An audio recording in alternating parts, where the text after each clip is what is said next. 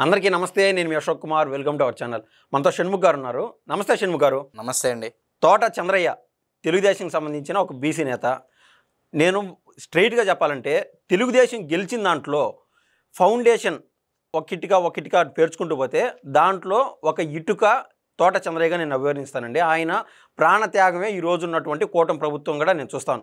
గతంలో మనం చూసాం 2022 జనవరి 13న నడి రోడ్లో అతన్ని నరికి చంపినారు. ఆ రోజున అతన్ని కాపాడేదానికి ఎవరు రాలా. తర్వాత చంద్రబాబు గారు ఆయన్ని ఆ యొక్క శవయాత్రలో కూడా చంద్రబాబు గారు పాల్గొనడం జరిగింది. ఆ రోజున కేసు అంటూ పెట్టారు. అసలు ఆ కేసుని ఏ మూలకు పోయిందో ఏమైందో కూడా తెలియదు. ఇప్పుడు ఉన్న కరెంట్ అప్డేట్ ఏంటంటే అసలు ఆ కేసుని ఇప్పుడు మళ్ళీ రీఓపెన్ చేస్తున్నారంట. అసలు ఈ కేసుని ఏ పరిణామాలకు దారితీస్తుంది? తెలుగుదేశం పార్టీ చాలా బలహీనంగా ఉన్న నియోజకవర్గం ఏదైనా ఉంది గత 4 ఎన్నికల నుంచి ఉంటే అది మాచర్ల నియోజకవర్గం అని చెప్పేసి మనం ఘంటాపదంగా చెప్పవచ్చు. ఎందుకంటే ఇక్కడ సరైన నాయకుడు ప్రాతినిధ్యం లేకపోవడము, సరైన నాయకుడు యొక్క ఆధ్వర్యంలో తెలుగుదేశం పార్టీ కార్యకర్తలు ఉన్నారండి. కానీ నాయకుల లేమితో చాలా ఇబ్బందులు పడిన మాట అయితే వాస్తవం. మరి 2022 జనవరి 13వ తారీఖున ఒక దురదృష్టమైనటువంటి సంఘటన జరిగింది. అది యావత్ తెలుగు రాష్ట్రానికి అంటే ఆంధ్రప్రదేశ్ రాష్ట్రానికి బాధ కలిగించినటువంటి అంశం. ఏంటి ఆ అంశం అంటే తెలుగుదేశం పార్టీనే తల్లి, తండ్రి, గురువు, దైవంలా భావించినటువంటి తోట చంద్రయ్య గారు. మరి స్వర్గీయ తోట చంద్రయ్య గారు తెలుగుదేశం పార్టీ అంటే అమ్మ తర్వాత అమ్మలాగా భావించినటువంటి వ్యక్తి తెలుగుదేశం పార్టీని. మరి అటువంటి పరిస్థితుల్లో ఆయన గతంలో ఇదే మాచర్ల నియోజకవర్గంలో తోట చంద్రయ్య గారు ఒక బీసీ నేతగా పేరు పొందినారు, ఖ్యాతి పొందిండే మాట అయితే వాస్తవం. మరి ఇటువంటి పరిస్థితుల్లో ఇది జీర్ణించుకోలేనటువంటి వైఎస్ఆర్సీపీ పార్టీ నేతలు జై జగన్ అను లేకపోతే చంపేస్తామని చెప్పినా కూడా వెంటపడి వేటాడి పట్టపగలు అదేదో ఊరి బయటో లేకపోతే ఎక్కడన్నా కొండల్లోనో అలా కాదండి, నడి రోడ్డులో పట్టపగలు 2 మనుషులు పట్టుకునేసి గొంతు కోయడం మాట వాస్తవమా కాదా? ఇది యావత్ ఆంధ్రప్రదేశ్ ఆ రోజు ఎంతో బాధ కలిగించినటువంటి రోజు. మరి ఆయన మరణం అనేది ఈరోజు కూటమి ప్రభుత్వం అధికారంలో ఉంది అని అన్నా కూడా ఆయన మరణం కూడా ఒక ఇటుక అని చెప్పడంలో ఎటువంటి సందేహము లేదు. మనం ఇది స్పష్టంగా చెప్పవచ్చు. మరి ఇప్పుడు తోట చంద్రయ్య గారి యొక్క ఆ రోజు మరణించిన తర్వాత చంద్రబాబు నాయుడు గారు స్వయంగా ఆయన పాడమోసి దాదాపు 25 లక్షల రూపాయలు ఎక్స్గ్రేషియా కూడా ఇవ్వడం జరిగింది కుటుంబానికి. సరే, మరి ఇచ్చిన తర్వాత తెలుగుదేశం పార్టీ ఇచ్చినటువంటి హామీల్లో తోట చంద్రయ్య గారి యొక్క మరణం ఏదైతే ఉందో అది కేసు విచారించేది కూడా ఒక హామీగా ఇవ్వడం జరిగింది. మరి ఇప్పుడు 2022 జనవరి 13వ తారీఖు జరిగిన తర్వాత కూటమి ప్రభుత్వం అధికారంలోకి వచ్చిన వెంబడే చేయాల్సినటువంటి పని. కానీ జగన్మోహన్ రెడ్డి గారి పరిపాలనా కాలంలో ఆయన తీసుకున్నటువంటి నిర్ణయాల వల్ల గవర్నమెంటులోని వివిధ శాఖల్లో ఉన్నటువంటి వ్యవస్థలు భ్రష్టుపట్టినటువంటి పరిస్థితి అందరికీ తెలుసు. మరి దానిని ప్రక్షాళన చేసంలో భాగంగా కొంత లేట్ అయిన మాట అయితే వాస్తవం. మరి ఇప్పుడు మొత్తానికి justice is delayed not denied అన్నట్టు, సో మొత్తానికి చంద్రబాబు నాయుడు గారు ఇప్పుడు ఉన్నటువంటి కూటమి ప్రభుత్వము వెంటనే ఆ దస్త్రా ఫైల్ ఏదైతే ఉందో అది ప్రభుత్వం పంపాలి అని చెప్పేసి ఆదేశాలు జారీ చేసింది. కేసు రీఓపెన్ చేయాలని తొలుత రీఓపెన్ చేసి దానిని ఆదేశాలు అయితే జారీ చేసింది. మరి ఒక ప్రభుత్వమే ఒక కార్యకర్త యొక్క మరణం పట్ల ఈ స్థాయిలో స్పందించడం అనేది హర్షించదగ్గ విషయం. అయితే లేట్ అయిన మాట అయితే వాస్తవం. మరి ఇప్పుడు ఇప్పటికైనా నిందితులు ఎవరైతే ఉన్నారో ఆయనను చంపినటువంటి వ్యక్తులు మరి వాళ్ళకు శిక్ష పడనుందా లేదనేది అతి తొందరలో అయితే తేలనుందండి. ఇదే క్రమంలో అటైను చూసామండి, తిరుమలకు వెళ్ళి తిరిగి వస్తూ ఉన్నాడు కడప జిల్లాకు సంబంధించిన నందం వెంకట సుబ్బయ్య అనే అతన్ని కూడా తలపైన గొడ్డలతో నరికి మరీ చంపారు. ఇటువంటి చాలా అండి, నేను 10 ఎగ్జాంపుల్స్ చెప్పగలను. ఇది తీసుకుంటే సపరేట్ సబ్జెక్ట్ అయిపోతుంది. సో ఇటువంటి చాలామంది కేవలం పీడించడము, హెరాస్ చేయడం కాదు, మనుషుల్ని లేకుండా ఎలిమినేట్ చేసిన సందర్భాలు ఉన్నాయి. వీటిపైన అనేక కేసులు పడినాయి మన ఆంధ్ర రాష్ట్రంలో. వీటన్నిటికీ కేసులు రీఓపెన్ చేసే ఛాన్స్ అంటూ ఉందంటారు ఈ ప్రభుత్వం? ఖచ్చితంగా అండి. తెలుగుదేశం పార్టీ ఇప్పుడు ఉన్నటువంటి కూటమి ప్రభుత్వం మొన్నటి ఏదో 2-3 రోజుల కిందట జరిగినటువంటి సభల్లో కూడా ఏది కార్యకర్తల సమావేశంలోనూ అటు జరిగిన దాంట్లో కూడా సీఎం నారా చంద్రబాబు నాయుడు గారు చెప్పడం జరిగింది. నేను కార్యకర్తలతో మమేకమవుతాను, కార్యకర్తలతో మాట్లాడితే నాకు ఉత్సాహాన్ని ఇస్తుందని. సో గతంలో ఏదైతే ఎవరైతే బీసీల నుంచి మరణించారో, ఎస్సీలు, బడుగు బలహీన వర్గాలు, ఎస్టీలు, మైనార్టీలు ఎవరైతే వారందరికీ న్యాయం చేకూర్చే విధంగా ఇక్కడి నుంచి ఇంకా ఈ అకాడమిక్ ఇయర్ నుంచి ఏప్రిల్ మే నుంచి అడుగులు పడనున్నాయైతే ఇప్పుడు తోట చంద్రయ్య గారి కేసు ఏదైతే తీసుకున్నారో ప్రభుత్వం ఆదేశాలు జారీ చేసిందో అదే తరహాలో మిగతా వారివి కూడా ఫైళ్లు కదిలించే పరిస్థితి అయితే కనపడతా ఉంది. లాస్ట్ 10 ఏళ్ళలో అండి దాదాపు 10,000 మందికి నారా లోకేష్ గారు అంటే టీడీపీని మేనేజ్ చేసుకుంటూ వస్తారు. ముఖ్యంగా 10,000 మంది చనిపోయినారంటే టీడీపీకి సంబంధించిన ప్రతి ఒక్కరికి కనీసం 2 లక్షలు నారా లోకేష్ గారు వ్యక్తిగతంగా సాయం చేశారంటున్నారు. ఇదే కోవలో మీరు అన్నారు కదా, తోట చంద్రయ్య కావచ్చు, నందం వెంకట సుబ్బయ్య కావచ్చు, వీళ్ళ ఫ్యామిలీలో ఎవరైనా చదువుకునే వాళ్ళు ఉంటే ఎన్టీఆర్ స్కూల్స్లో వాళ్ళని చదివించడం, ఏదో ఉద్యోగాలకు వాళ్ళు తోడ్పాటును అందించడం నారా భువనేశ్వరమ్మ గారు చూసుకున్నారనేది నిజమా? ఖచ్చితంగా అండి.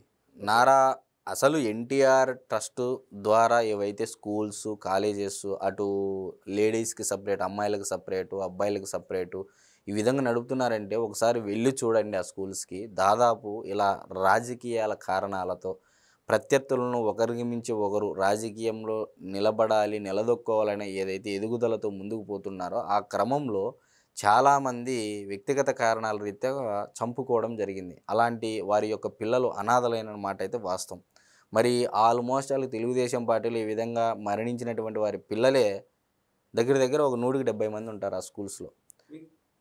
మరి ఇప్పుడు వారందరికీ చదువు, ఫుడ్డు, ఉండడానికి ఇది, మరి వారి వ్యక్తిగత సహాయక ఖర్చులు కానీ ప్రతి ఒక్కటి ఎన్టీఆర్ ట్రస్ట్ భరిస్తుందైతే అది అందరికీ తెలుసు. మరి ఇటువంటి సందర్భంలో ఎన్టీఆర్ ట్రస్ట్ అనేది నారా భువనేశ్వరి గారు గతంలో నారా లోకేష్ గారు ఇదే ట్రస్ట్లో సేవలు అందించారు. ఇప్పుడు నారా బ్రాహ్మణి గారు డైరెక్టర్గా ఉన్నారు. ఇప్పుడు ట్రస్టీగా భువనేశ్వరి గారు ఉన్నారు. మరి నిజంగా తెలుగుదేశం పార్టీ కార్యకర్తల పట్ల నారా చంద్రబాబు నాయుడు గారు కానీ, నారా లోకేష్ గారు కానీ, నారా భువనేశ్వరి గారు కానీ, నారా బ్రాహ్మణి గారు కానీ ఏ విధంగా ఆలోచన చేస్తారనేది ఈరోజు ఒక్కసారి ఆ స్కూల్స్కి వెళ్ళి చూస్తే పరిస్థితి అయితే అందరికీ అర్థమవుతుంది. ప్రభుత్వంలో ఉన్నా లేకున్నా చంద్రబాబు గారు కావచ్చు, ఇదే నారా నందమూరి కుటుంబాలు ఈ యొక్క మీరు ముఖ్యంగా మీ రాయలసీమ ప్రాంతంలో 1995 నుంచి 2004, 2007 వరకు కూడా పరిటాల రవి చనిపోయిన అనంతరం కూడా ఫుల్ ఫ్యాక్షన్ గొడవలు నడుస్తూ ఉండేవి. అక్కడ ఎవరైనా చనిపోయినా కూడా మీరు అన్నట్లు అక్కడ స్కూల్స్ చదివించడం కానీ ఆ టైంలో కానీ ఎన్టీఆర్ ట్రస్ట్ కానీ వాళ్ళకి కన్నా తోడ్పాటును అందించుకుంటే వాళ్ళు కూడా ఫ్యాక్షన్ ఊబిలో చిక్కుకునేవాళ్ళు కదా. ఖచ్చితంగా అండి. ఇప్పుడు నిజంగా ఫ్యాక్షన్ అనేది అనంతపూర్ జిల్లా, కర్నూలు జిల్లా, కడప జిల్లా ఈ 3 జిల్లాల్లో చాలా విపరీతం ఉన్నమాట అయితే వాస్తవం. మీరు చెప్పిన టైం 95 నుంచి దగ్గర 2007 ఈ మధ్యకాలంలో ఏమైందంటే అంటే ఆవేశాలకు లోనైపోయేసి రాజకీయంగా ఆ రోజుల్లో అభిమానం ఒక నాయకుడిని ప్రేమిస్తే ఆ పార్టీ అనుకుంటే అవతల వారిని శత్రువుగా భావించడం అనేది ఒక పరిపాటిగా మారిపోయిన రోజుల్లో ఆవేశానికి లోనైపోయేసి రాబోయే తరాల గురించి కానీ నెక్స్ట్ జనరేషన్ గురించి ఆలోచన చేయకుండా ఆ రోజుల్లో కేవలం రాజకీయాల కోసము రాజకీయ నాయకులు ఆడినటువంటి క్రీడలో చాలామంది పిల్లల తల్లిదండ్రులు చనిపోయిన మాట అయితే వాస్తవం. ఇది మా కుటుంబంలో కూడా గతంలో చాలా జరిగాయి ఇలాంటివి. సో నేను అనేది ఏమంటున్నానంటే పార్టీలు వేరే ఉండొచ్చు, సిద్ధాంతాలు వేరే ఉండొచ్చు, అంత మాత్రాన తగులాడుకోవడము, కొట్లాడడము, చంపుకోవడము ఇవన్నీ మనం ఉండేది టెక్నాలజీ యుగంలో. ఇప్పటికీ కూడా ఎవరో జగన్మోహన్ రెడ్డి గారు రెచ్చగొట్టారనో, చంద్రబాబు నాయుడు గారు రెచ్చగొట్టారనో, పవన్ కళ్యాణ్ గారు రెచ్చగొట్టారనో కార్యకర్తలు కూడా ఆవేశపడి రెచ్చిపోయి ఇట్లా గొడవలు పెట్టేసుకుంటే ఎదుగుదల కోసం ఏం పనులు చేసుకోకూడదండి? 140 కోట్ల మంది బతుకుతున్నారు ఈ భారతదేశంలో. నువ్వు బతకాలి అనుకుంటే ఒక ఆంధ్రప్రదేశ్ రాష్ట్రమే ఉందా? కర్ణాటక ఉంది, తమిళనాడు ఉంది, మహారాష్ట్ర ఉంది. మరి వెంకయ్య నాయుడు గారు రాజకీయంగా తను ఎదగడం కోసం ఎక్కడి నుంచి ఎదిగారండి? కర్ణాటక నుంచే లేదా? మరి చంద్రబాబు నాయుడు గారు కుప్పం నుంచి, మన నారా లోకేష్ గారు మరి అదే కుప్పం నుంచి ఎదిగారా? మంగళగిరి నుంచి గెలుపొంది పిఠాపురం నుంచి పవన్ కళ్యాణ్ గారు. అంటే వారి యొక్క రాజకీయాల కోసము కార్యకర్తలు మీ ప్రాణాలు పోగొట్టుకోవద్దండి. అది వైఎస్ఆర్సీపీ పార్టీ కార్యకర్తలైనా, ఇటు జనసేన పార్టీ కార్యకర్తలైనా, తెలుగుదేశం పార్టీ కార్యకర్తలైనా నాయకులు బాగానే ఉంటారు. దయ ఉంచి నేను చెప్పేది ఏంటంటే ఫ్యాక్షన్ నేపథ్యంలో భాగంగా మా ప్రాంతంలో వారి పిల్లలను నేను చూశాను, కనులారా విన్నాను, చూశాను.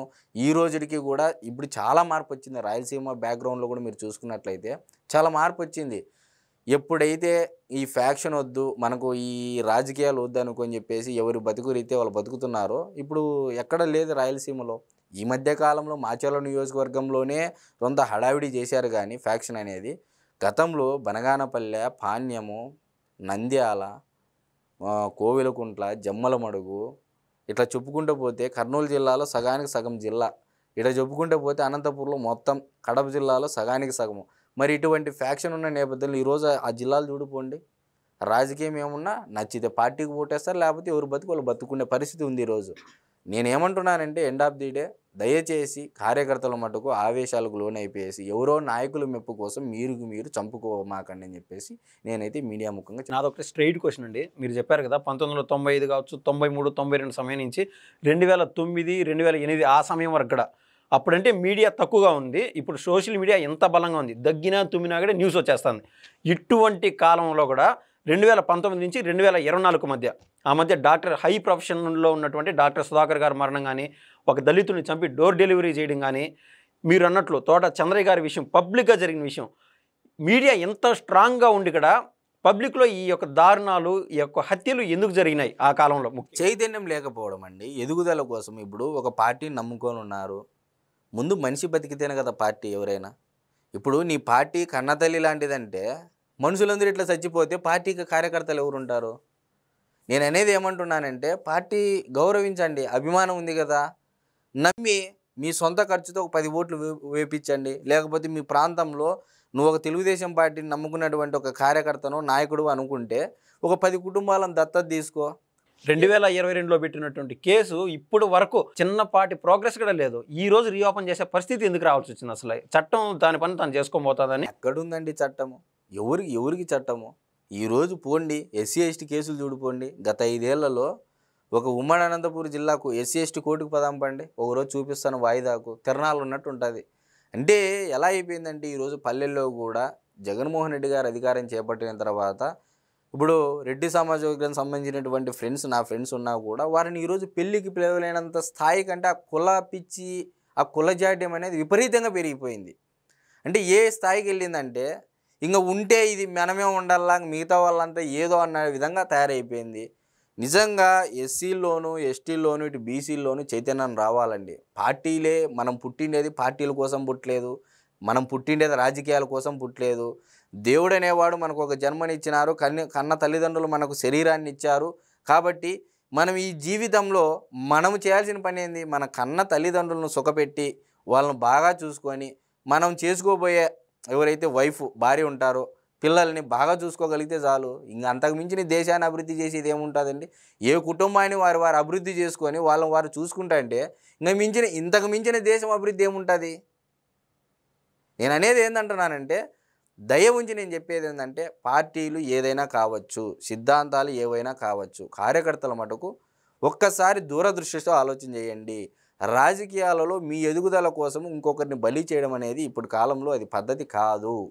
ట్రెండ్ మారింది. నాకు తెలిసి ఇంకో 20-30 ఏళ్ళకి రాజకీయాలు ఉంటాయిలే కూడా తెలియని పరిస్థితి, అసలు అవసరం కూడా లేదు, ఓటేసే పరిస్థితి కూడా రాదు నెక్స్ట్.